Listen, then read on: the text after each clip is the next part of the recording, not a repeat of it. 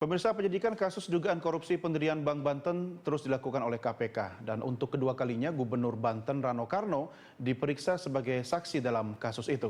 Kita akan mengetahui bagaimana perkembangan terkini dari KPK bersama reporter Yul Yanawan dan juru kamera Bobby Tobing langsung dari gedung KPK Jakarta.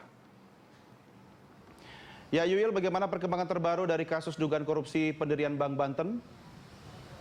Iya, Doni, untuk hari ini memang KPK menjadwalkan dari pemanggilan Gubernur Banten Rano Karno yang tadi pagi sudah datang pada pukul 9.30 di KPK.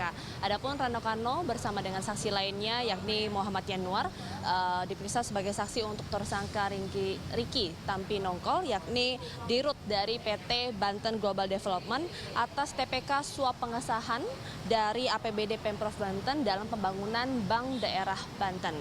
Dan pemeriksaan ini adalah merupakan pemeriksaan yang kedua untuk Rano Karno, dan perkembangan dari penyidikan kasus ini memang KPK masih memeriksa beberapa saksi terkait dari para tersangka yang sebelumnya KPK juga telah menetapkan 3 tersangka dalam kasus ini, diantaranya adalah anggota DPRD Banten dari fraksi PDIP yakni Tri Satya, kemudian ada wakil ketua DPRD Banten dari fraksi Golkar SM Hartono, dan ketiga adalah tadi yang saya sebutkan adalah dirut dari PT Global Development yakni Riki Tampi Nongkol. Dan memang untuk pemeriksaan dan juga penyidikan atas kasus ini dan perkembangannya KPK masih terus menelusuri keterangan dari saksi-saksi. Doni. Ya Yul, lalu apa saja keterangan yang disampaikan oleh Rano Karno saat selesai menjalani pemeriksaan sebagai saksi di KPK? Ya, Doni, dalam pemeriksaan berjalan selama 2 jam tadi siang, memang Rano Karno usai dari pemeriksaan penyidik tidak menyampaikan substansi materi dari pemeriksaan tersebut. Namun memang kalau misalnya kita review dari pemeriksaan Rano Karno yang pertama pada 7 Januari lalu, memang Rano Karno menyatakan bahwa ada anggota DPRD yang meminta uang sebesar 10 miliar rupiah kepada Riki Tampi Nongkol.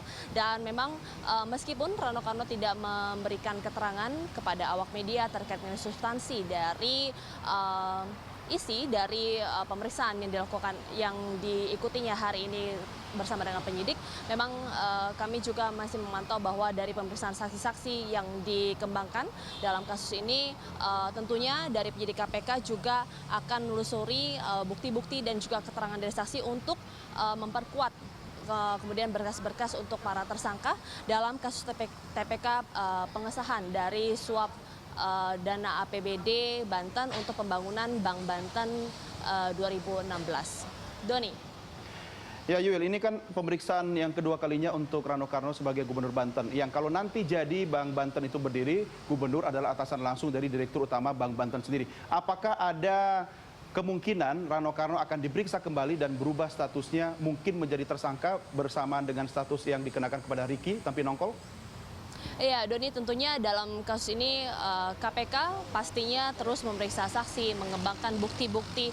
Kalaupun nantinya ada dugaan sebagai tersangka, tentunya nanti juga harus didukung dengan dua alat bukti yang cukup yang memang bisa menetapkan seseorang menjadi tersangka. Namun sampai hari ini status dari Rano Karno yang memang sebagai Gubernur Banten masih diperiksa dalam statusnya sebagai saksi untuk tersangka Riki Tampi Nongkol.